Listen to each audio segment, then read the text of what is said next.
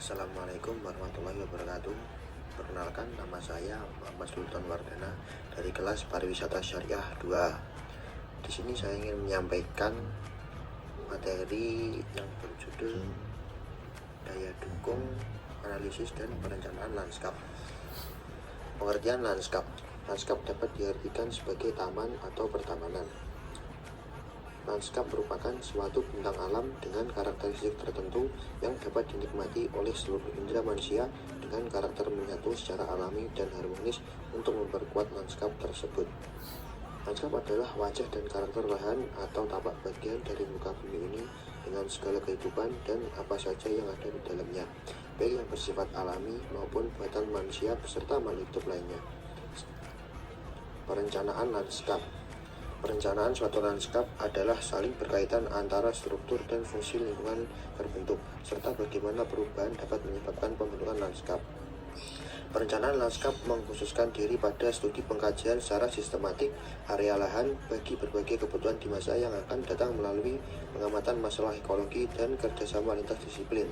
Merupakan syarat mutlak untuk bisa sampai kepada produk kebijakan atau tata guna tanah.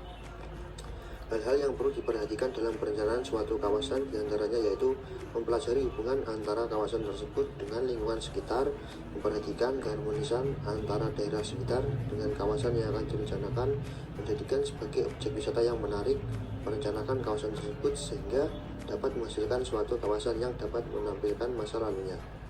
Perencanaan lanskap menurut penyesuaian program dengan suatu lanskap untuk menjaga kelestariannya. Proses perencanaan lanskap terdiri atas 6 tahap, yaitu meliputi persiapan, analisis, sintesis, perencanaan, dan perancangan.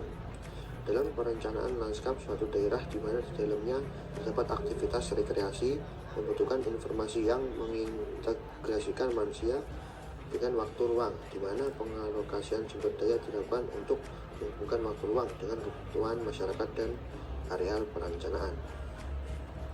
Daya dukung.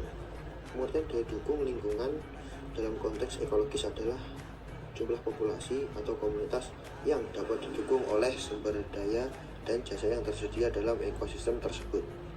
Faktor yang mempengaruhi keterbatasan ekosistem untuk mendukung perkehidupan adalah faktor jumlah sumber daya yang tersedia, jumlah populasi, dan konsumsinya. Konsep daya dukung di lingkungan dalam konteks ekologis tersebut terkait erat dengan modal alam, akan tetapi dalam konteks pembangunan yang berlanjut, suatu komunitas tidak hanya memiliki modal alam, melainkan juga modal manusia, modal sosial, dan modal lingkungan buatan. Pengertian daya dukung lingkungan menurut Undang-Undang Nomor 23 Tahun 1997 tentang pengelolaan lingkungan hidup, yaitu kemampuan lingkungan untuk mendukung kehidupan manusia dan makhluk hidup lainnya. Daya dukung lingkungan adalah jumlah maksimum manusia yang dapat didukung oleh bumi dengan sumber daya alam yang tersedia. Dalam perkembangannya, kemudian konsep daya dukung lingkungan diaplikasikan sebagai suatu metode perhitungan untuk menetapkan jumlah organisme hidup yang dapat didukung oleh suatu ekosistem secara berlanjut tanpa merusak keseimbangan di dalam ekosistem tersebut. Penurunan kualitas dan kerusakan pada ekosistem kemudian didefinisikan sebagai indikasi telah terlampauinya daya dukung lingkungan. Batas daya dukung ekosistem tergantung pada 3 faktor, yaitu jumlah sumber daya alam yang tersedia dalam ekosistem tersebut, jumlah ukuran populasi atau komunitas, dan jumlah sumber daya alam yang dikonsumsi oleh setiap individu dalam komunitas tersebut. Secara umum, kerusakan daya dukung alam dipengaruhi oleh 2 faktor, yaitu 1. Faktor internal. Kerusakan karena faktor internal adalah kerusakan yang berasal dari alam itu sendiri. Kerusakan karena faktor internal pada daya dukung alam sulit untuk dicegah karena proses alami yang terjadi pada alam yang sedang mencari keseimbangan dirinya, misalnya letusan gunung berapi, gempa bumi, dan badai.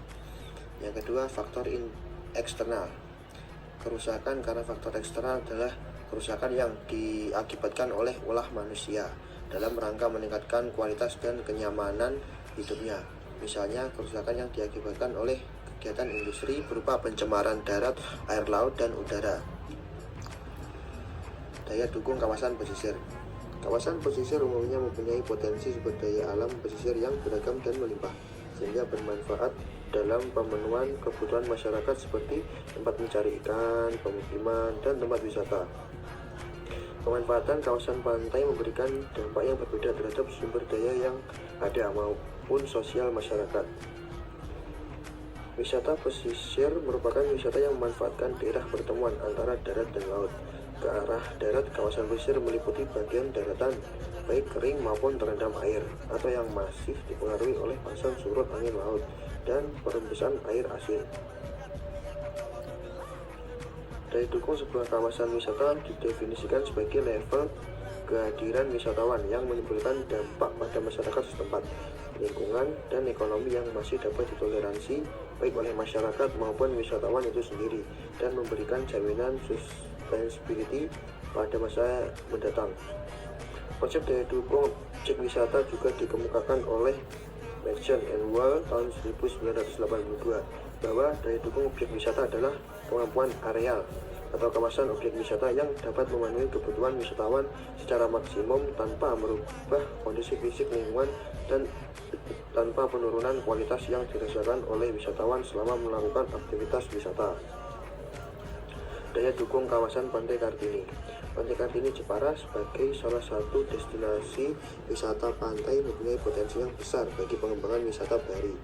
Pantai Kartini yang berada dekat dengan pusat kota memiliki potensi alam berupa pemandangan pantai yang indah, ombak relatif kecil serta pasir putih dan topografi yang landai. Namun kesesuaiannya bagi peruntukan wisata pantai belum teridentifikasi dengan baik. Berdasarkan data BPS tahun 2012, jumlah wisatawan Pantai Kartini mencapai 168.058 pengunjung dan mengalami peningkatan mencapai 232.951 pengunjung pada tahun 2015.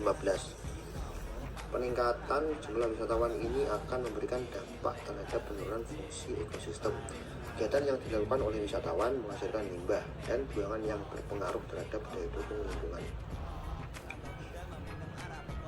Daya dukung kawasan disesuaikan dengan kondisi sumber daya dan pemanfaatannya.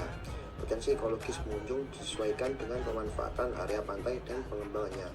Populasi manusia yang tinggal di wilayah pesisir dan peningkatan jumlah wisatawan memberikan tekanan terhadap daya dukung fisik, sosial ekonomi, dan kebudayaan. Berdasarkan hasil analisis, kawasan Pantai Kartini secara umum cukup layak untuk rekreasi pantai dengan kisaran 48-60%. Sedangkan hasil pengukuran daya dukung menunjukkan bahwa kunjungan tertinggi telah melampaui daya dukung Pantai Kartini, sedangkan pada kunjungan terendah masih dapat diakomodasikan oleh daya dukung Pantai Kartini. Baik, mungkin itu saja yang dapat saya sampaikan. Kurang lebihnya saya mohon maaf. Wassalamualaikum warahmatullahi wabarakatuh.